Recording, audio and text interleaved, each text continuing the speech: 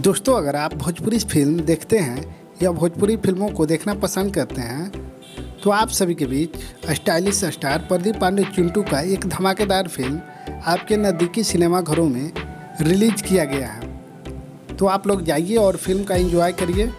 दोस्तों, आपको बता दें कि भोजपुरी के हर सुपरस्टार ये प्रयास कर रहा है कि भोजपुरी ऑडियंस के लिए एक अच्छा और एक अलग कॉन्सेप्ट पर आधारित फिल्म लेकर दर्शकों के बीच आएँ। तो इसी प्रयास में प्रदीप पांडे चिंटू एक धमाकेदार फिल्म लेकर आ चुके हैं, जिस फिल्म का नाम है कमांडो अर्जुन।